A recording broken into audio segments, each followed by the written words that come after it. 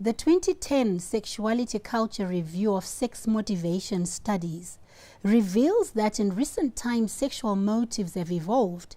Historically, sex was had primarily for love, for pleasure, and to make babies. Today, there are myriads of reasons why people have sex, ranging from psychological and under what circumstances. As issues Pane Nyaya is Nyaya, if two consenting adults choose to indulge, it's not a story. Haisi Nyaya what people do in the confines of their private spaces. Haisi tombori Nyaya if informed adults choose their own sexual orientation. But when whole-grown men weave their way to the marginalized communities, trade off their minor girls to old men for food, Pane Nyaya. When this practice is dignified with the name child marriages, when in fact it's pedophilia, Pane Nyaya. When adult men choose to bed underage girls in the name of religion, Pane Nyaya, and we do not remain silent. We will fight for our little girls, we will shout at the tops of our voices, and we will choose to challenge. And so when sex becomes a daily delivery commodity, where grown women are supposedly hiring or being from children, Pane Nyaya, because under the Children's Protection and Adoption Act, Chapter 33, Legal Age of Majority Act of 1982, any Zimbabwean under the age of 18 years is a minor. This is issues Pane Nyaya, where we call a spade in Dinonzi Rejoice, Naranda Makawa, together with Siposihle and Lovo on sign language. So regarding the bedding of a 13-year-old boy by a 26-year-old woman. We went out of our way and had conversations with sex workers around the country just to get an understanding of who it is that they have sex with, how they get into these contracts, when, where do they meet. They don't really steer away from social media and the dating sites that we find on there. And so we are talking today about that conversation of the 26-year-old woman, and we are asking the question, can minors consent to sex? We go back into 2016, where a 14-year-old boy from Chinoi contracted an STI after being sexually abused by a tenant. The young man ended up having to seek financial assistance to treat the STI that the woman had passed on to him. In 2017, as issues Pane Nyaya, we did a survey where about 30 men revealed that their first sexual encounters as teen boys was initiated and forced on them by the maid, meaning the house help. We know where to run to when our girls are abused. Structures seem to be solid for girls, but what about boys? Where do you go to? Who do you approach if your boy child is sexually abused? Where do boys run to if they are touched inappropriately? Do you think that maybe the sexual abuse of the boy child may have been neglected?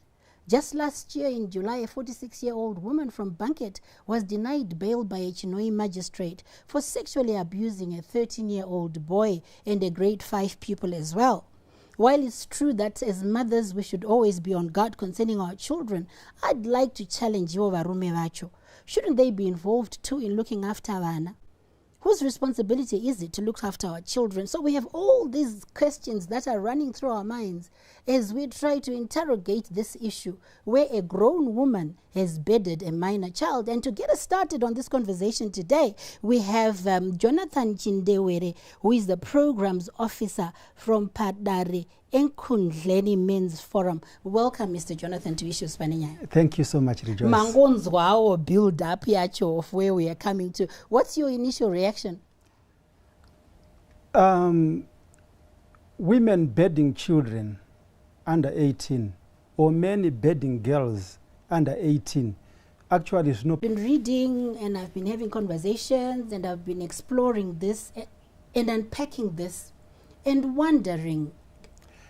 At Padare, what we view this scourge is that we need to have a more clear, to examine exactly where we stand as a people, where are we heading as a people. So when we then break those barriers. Sure. Now, if we back up a little bit, I understand that Padare, and the intention was to ensure that the issue of gender. You recall, like you rightly have said, you've spoken about the Beijing conference.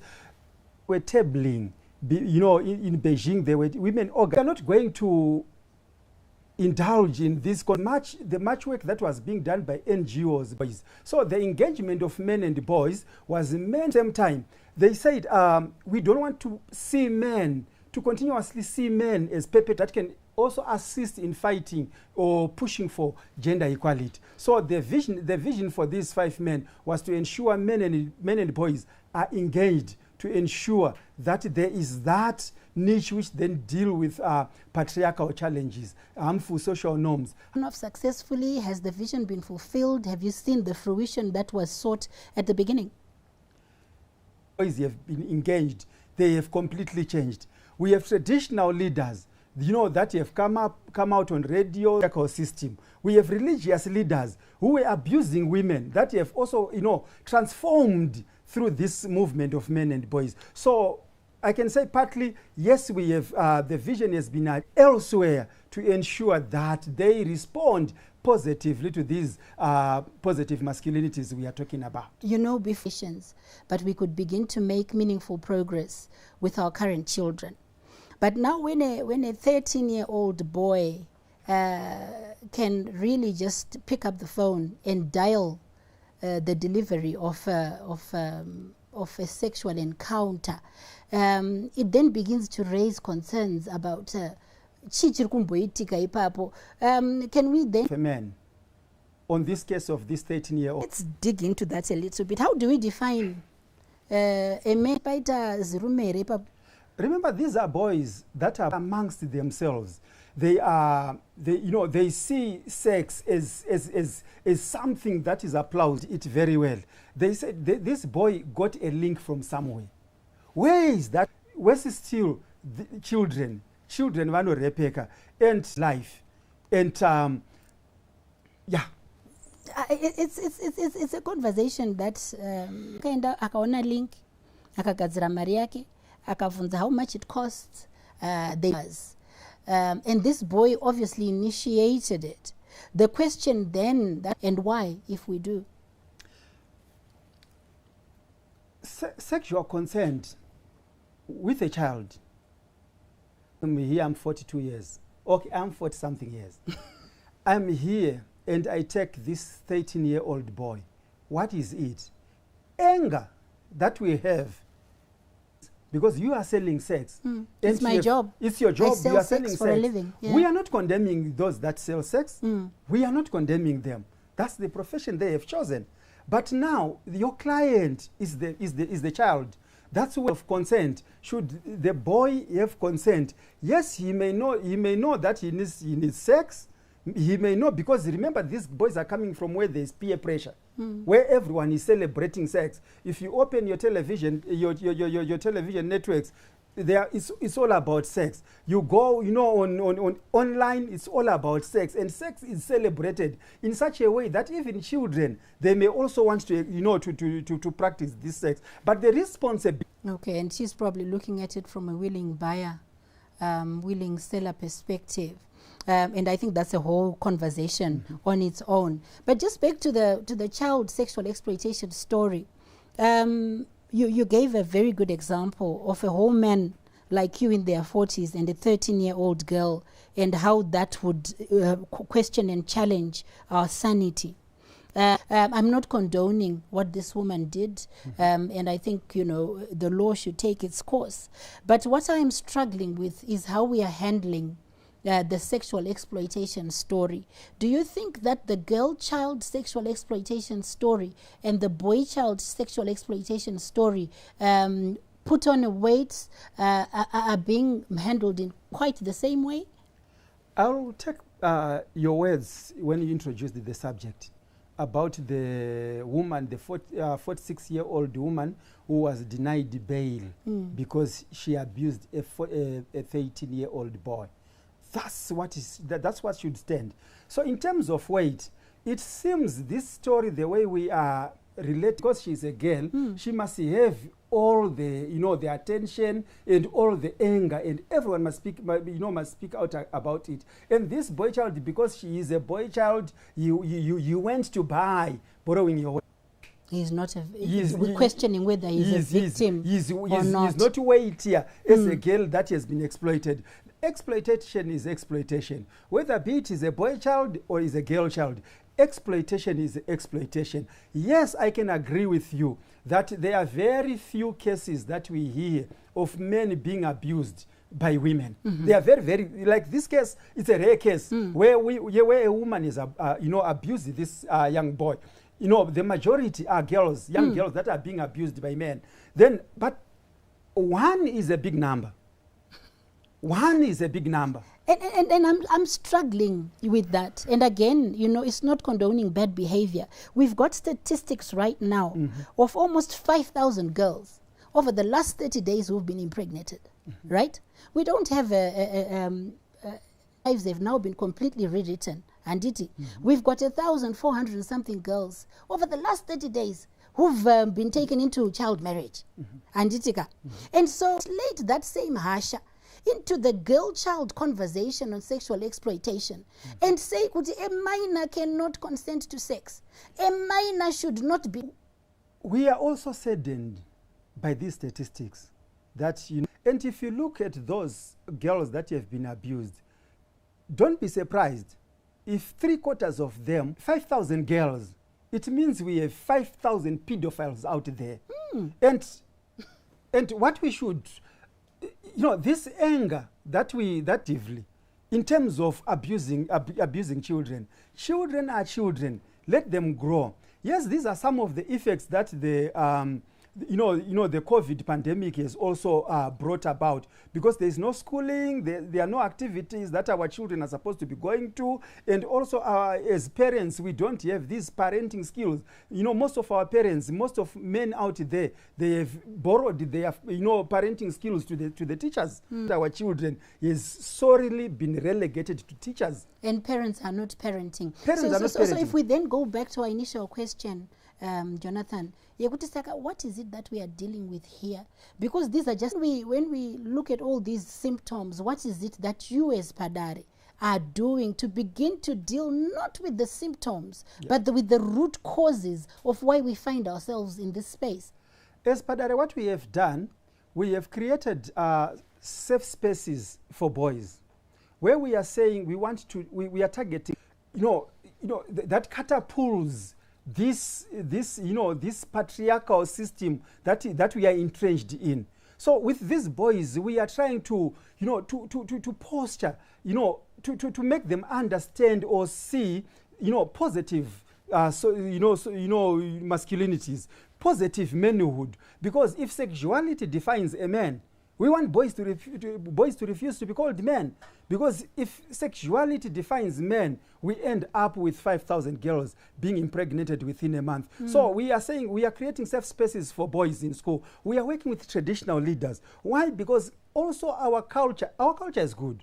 But there are those things, those small things that actually are big in terms of propelling early child marriages. We are working with religious leaders. Those, because it is also in the religious circles that we are seeing, children being married at tender ages. So basically, what are we doing? We are creating safe spaces for men and boys to then interrogate amongst themselves, to challenge one another in terms of these abuses that we are seeing. We thought we had won the battle, but 5,000 girls. It's just 5,000 too many.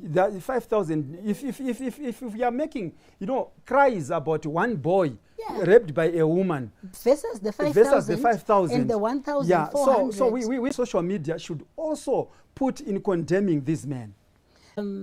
Our men, chivanu chedu chinoti anababa murume wechivanhu generally ibhuru rekanzi rinongofura parinoda. Mukadzi waraona rinofanira kutora and they should conquer. Is this something that you are dealing with our boys? Because what they are seeing at home, the role models that they have of their fathers is probably these 5,000 pedophiles. Their fathers are womanizing that they are doing. What is it that you are doing to then have our boys maybe de-socialized from what they see and what they are growing up with? Because charity does begin at home. I said about the social, the safe spaces we are creating as an organization. But these individual transformation, as fathers, we need to be present. We have absent fathers that are not parenting their children. So the first port of call is we need fathers to parent their children. We need fathers to be available in the life. If schools are opening, very soon schools are opening, but there are fathers who are totally blank. They don't know, what kind of books their children require. All we are calling for, we need fathers to come back to the lives of their children. That's number one. Number two, what we need laws that save the boy abused. And the abuser is getting, bailed as easy as that. It then shows the inconsistencies. If in the other town, a 46-year-old woman was denied bail, and in another town, into the issues that are really affecting girls and boys. Final words from you before we let you go? If abusing women makes you a real man, I refuse to be called a man.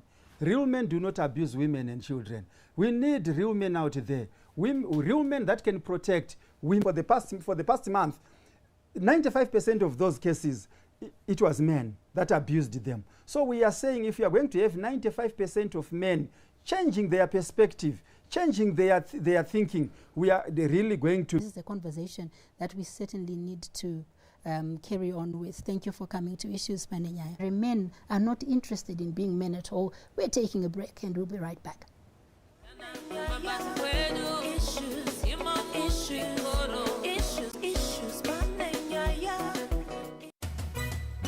Generally, society has a tendency are created and truth reinvented. On this platform, we dare to venture into those territories.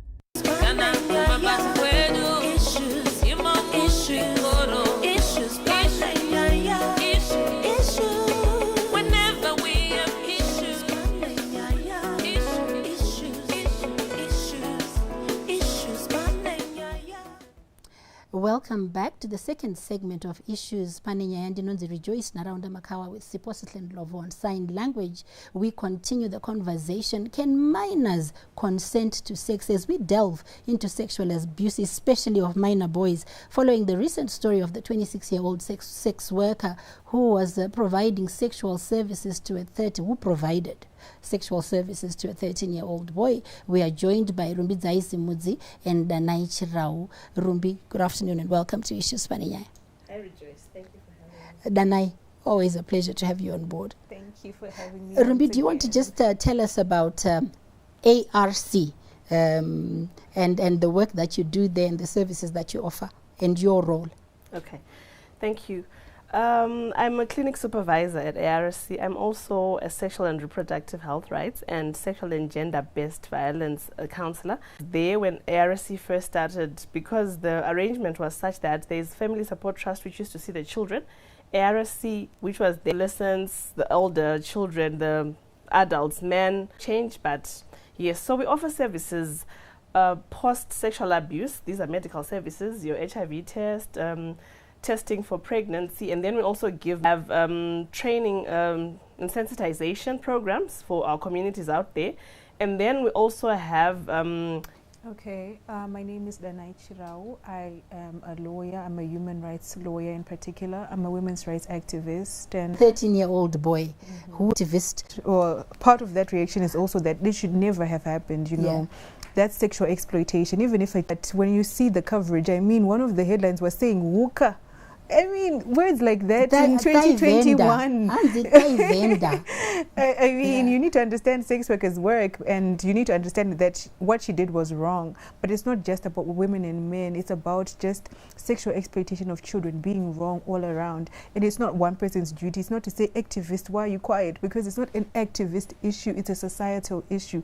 And we should all not be silent in the face of sexual exploitation. I like what you said to begin with, and we will come back to that, because it's a conversation that I had with Jonathan in the previous segment about the weighting of the sexual exploitation or the abuse story between the girl child and the boy child.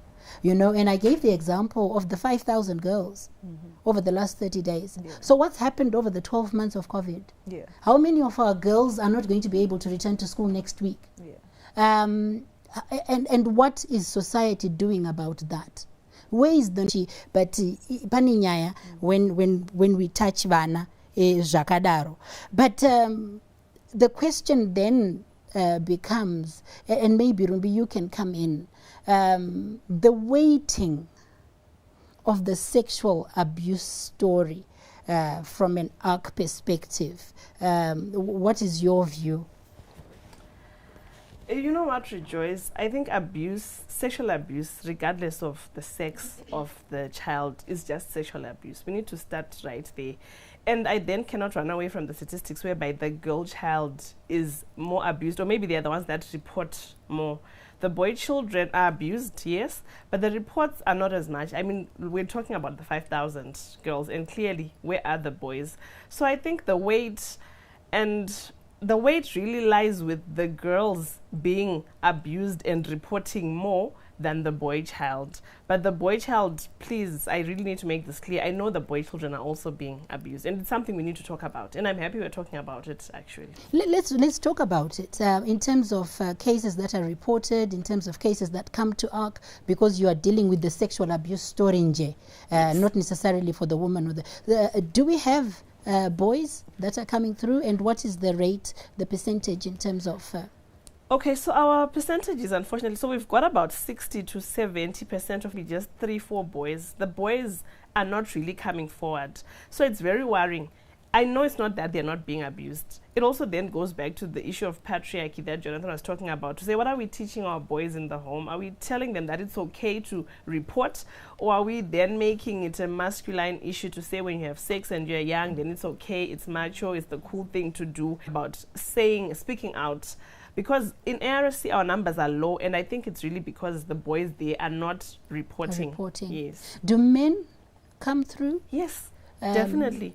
We have men coming through that are abused. Not very many, like I'm saying, per month. Like, I'm sure about how we at ARC will react. They always say, sister, I don't know if you will not laugh at my story. I'm like, no, you're most welcome here. But they're saying, even talking about it carries shame, it carries stigma, it carries that, are you really a man? How can you report being abused? So it goes back to all that. And I think it's because we associate, you know, I don't know if it's a cultural issue, if it's an African issue. And so, what about children? With the more women you do, whatever you do with them, the bigger a man you become. And so, on the issue of reporting, is it about men? What's your view, Nyaya? As was previously said, of losing your virginity, taking something away, but for a man having sex is gaining something. So already the same police officers that you're going to report to probably have that mentality. The family that you surrounds you, probably when it comes to children, just needs to be seen as that. And when there is some of these things that disempower ourselves, because what's the point of being told that you're macho but you feel empty because your first sex? Their cases to me directly, they don't come out. They were raped 25 years ago, 20 years ago. Why is it that it's taking them almost a lifetime to come through and share? You know, and also just someone stripping you of your manhood, that they don't know where it's coming from. And I think at all. Does it affect them? Does it affect them in quite the same way that women, and in terms of their needs on a long-term basis? You were abused, so you feel I need to abuse the next person. The men, they're just hostile. There's some people that are just angry. Most of the time, people that are abused become angry at yourself because you were not really maybe even taught that this was wrong. This should not have happened to you. They're confused. They don't know what is happening to them. They're even talking about this is because it's an era where we're talking about it. We have grown up when it's just hush hush. People don't want to hear sex work. We're demystifying sex. I mean, we're all products of sex, for goodness sake. Do we need sexual and gender-based violence? We've also realized, Rejoice, that there's also the sexual and reproductive bodies. These cookie name, Moji Ruma, away, and how can you even say that? You know, we need to catch our children young. Because then it seems like we're fighting a losing battle. We should be able to have this conversation on national television. These things, we won't get the progress that we are looking for. But in terms of consent, old boys, who is below the age of 12, be it a boy or a girl, you as the adult are not supposed to have sex with that child. You're supposed to know better. So it's automatic indecent assault, which carries the same. A 13-year-old consent to sex? 16 can consent to sex. A child below the age of 16 but over the age of 12. So the element of consent exists, which means what it says, when there is no consent, then so technically, yes. to consent to yes. sex, to even hire cry foul, because it's bail is entitled to bail. And the reason why a person is in family meetings, but for as long as there is no court order to give you a custodial sentence. Now, interfering with the witness, think while coming from home, as opposed to left. So it's a conversation that we must to the counseling, to the service. They want someone to listen to them. Someone, it's like a relief to know that actually. What do we need to be around sex and sexuality and minors and about sex? But if someone then comes to report some form of sexual discomfort, so it's a thing that we need to do, so holding the fort, but pack this maze one by one and begin. Activists, we really appreciate this conversation that we have started. Yeah. It's a conversation that needs to go on. It is definitely a conversation with their children, having these conversations around this. So there's a story there that we'll need to unpack. Fact that someone is being abused, do not hesitate to send over one signed language from all of us here at Issues. But